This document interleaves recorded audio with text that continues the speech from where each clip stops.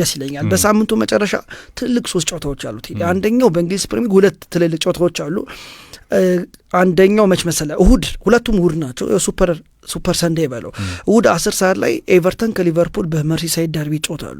እሱን ጨዋታ እንደጨረስክ ደግሞ ወዲያው 12 ሰዓት ተኩል ላይ ማለት ነው የአመቱ ትልቁ ጨዋታ ብየዋለሁ እኔ በኢትሃድ ማንቸስተር ሲቲ ከአርሰናል ይጫወታሉ። አሁን እኔ እንግዲህ ካልኩሌሽኖች እየተሰሩ አይደለም።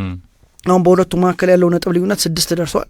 ሲቲ አንድ ቀይ ጨዋታለው ከክሪስታል ፓላስ እንደምታውቀው እንደው ኢፍ እሱን አሸነፈ ብትል 3 ነጥብ ይሆናል ማለት ነው። እሁድ ወሳኙ ጨዋታ ነው ማለት ነው። ስለዚህ በሁለቱ ጨዋታ አሁን ሲቲ የሚያሸንፍ ከሆነ ብለህ አሁን አናሊሲስ አይደለም ሰው ሲቲ የሚያሸንፍ ከሆነ ነጥብ እኩል ሆኑ ማለት ነው አይደል? ስለዚህ በጎል ክፍያ አሁን ባላችሁ 3 ይበላለጣሉ። ግን የቀሩትን ጨዋታዎች ሲቲ እያሸነፈ ነው ብለህ ስለምታስብ የጎል ልዩነቱም ይጠባል ማለት ነው። ስለዚህ እሁድ ቴዲ በዋናነት ለአርሰናል ደጋፊ የሚሆን ለሲቲ ደጋፊዎች መሽ ነው የሚደርሰው ብለው በጉጉት እየጠበቁ ያሉበት ቀን ነው። ስለዚህ ለእኛም ደግሞ ለእግር ኳሱን በደንብ ለምንከታተልም ጥሩ ጨዋታም ለምንጠብቅ ያው ተጠባቂ ጨዋታ ነው ማለት ነው። ምን ትላለህ? ያው ለአርሰናል ይሄ መርሃ ግብር ወይም ይሄ ሳምንት እቺ 4 ቀን ከቀሩት 2 ዋንጫዎች ወይ ሙሉ ለሙሉ የሚሰናበትበት ወይ ደግሞ በሁለቱም ወደፊት የሚሄድበት የዋንጫውን አንድ እጅ የሚያነሳበት በሻምፒየንስ ሊጉ ካለፈ እንዳልኩ ከአትሌቲኮ ካለፈ ለግማሽ ፍጻሜ የሚደርስበት ነው።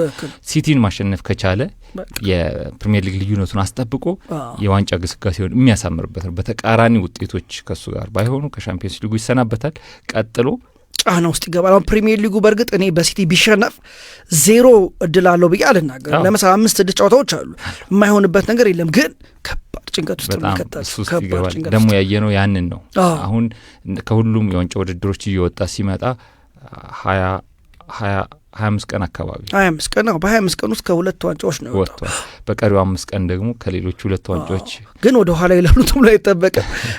ምንም የሚያስፈራን ነገር ቅድም የተለያዩ መግለጫዎችን አንስተናል። ያው መግለጫዎችን ማዳመጥ ደስ ይላል። አንዳንዴ ፕሬስ ኮንፈረንሶች ሲሰጡ አንዱንም ካላውን ምንም የምንፈራው ነገር የለም ብሏል።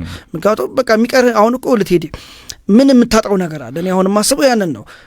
ጠንክረህ ተጫወተክ ወደፊት መገስገስ ካልቻልክ ነው ትንሽ አቋምን ዝቅ የምታደርግ ከሆነ እንደታየው እንደ ካራባውም እንደ ኤፍኤም መሰናበት ነው። ስለዚህ እኔ ያላቸውን ከ100% በላይ እንደውም አይደል ሰጥተው በቀጣይ ያልፋል። አሁን የስፖርቲንግ ሊዝበኑን ያሳሰባቸዋል ብዬ አላሰብም። ግን ትኩረት ሰጥተው የሚጫወቱት ከሆነ ነው። እነሱ ያውቁታል፣ አይሰጡትም ማለት አልችልም።